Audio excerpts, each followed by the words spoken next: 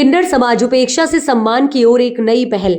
बीकानेर के बड़ा बाजार में स्थित किन्नरों की हवेली न केवल ऐतिहासिक महत्व रखती है बल्कि समाज में किन्नर समुदाय की स्थिति को भी बयां करती है। इस हवेली की गुरु मां मुस्कान बाईसा, जो मूलतः हिसार की रहने वाली है, ने 10-15 वर्ष की आयु में अपने परिवार से अलग होकर एक यहाँ नया जीवन शुरू किया।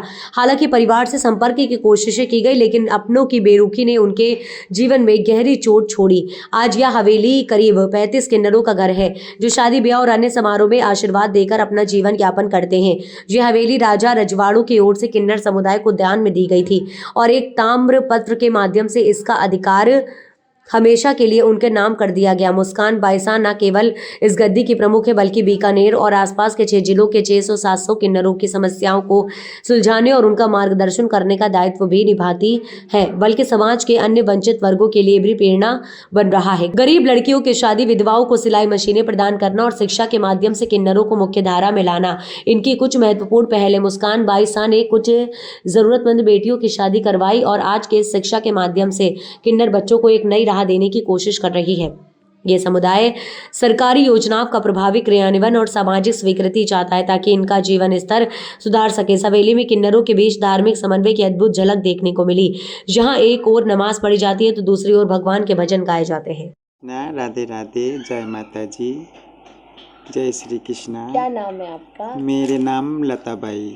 कहाँ से हैं? बीकानेर मुस्कान बाई की चेला हूँ। शिष्य हैं आप? हाँ, और आप बड़ी कहाँ शिष्य से हूँ। यहाँ पर कब से आए हैं? मैं कलकत्ता की हूँ, जी। 15-16 साल होगी। मुस्कान गुरु के चेला हूँ। 15-16 साल से यहीं पर रह रही हाँ, हैं। यहीं पर आप लोगों का जो है साथ में आप लोग यहीं हाँ, साथ में रहती है। किन्नर हवेली के अंदर हाँ, आप हवेली रहती के हैं। रहती। तो यहाँ पे कोई दिक्कत किसी प्रकार की नहीं, कोई भी दिक्कत को नहीं।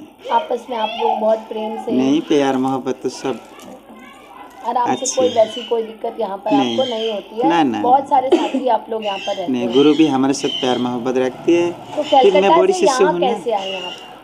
कलकत्ता से यहाँ मेरे कंप्लीट होगी, ऐसे वहाँ से यहाँ आ गई।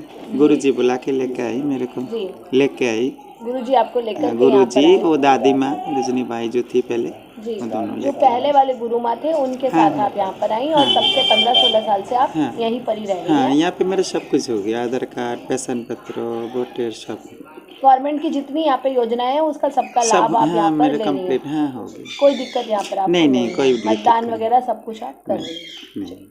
मुस्कान बाईसा, आप बीकानेर में एशिया की जो सबसे बड़ी किन्नर हवेली कही जाती है, यहाँ पर रह रही हैं। लगभग कितने वर्ष हो गए आपको यहाँ रहते हुए? और यहाँ पे जो आप ये जो किन्नर हवेली है, यहाँ की गद्दी पर आप विराजमान हैं। यहाँ के जितने भी 600 से 700 जो हिंदू हैं वो आपके अंडर में आते हैं। तो कब से आप यहाँ पर रह रही हैं?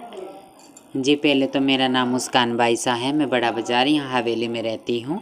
ये हमारे रियासत काल से हवेली है, जैसे हमारे राजा रजवाड़ों के ज़माने में तामा पत्थर से और राजाओं ने हमें हवेली दान करी थी और हम उनके टाइम से ही, हमारे जो किन्नर माता थी पहले, जो सती गति माइयों का ज़माना था, जब से ही हमारी हवेली है रियासत काल से। तो यहाँ पे मैं रह रही हूँ 40 साल से।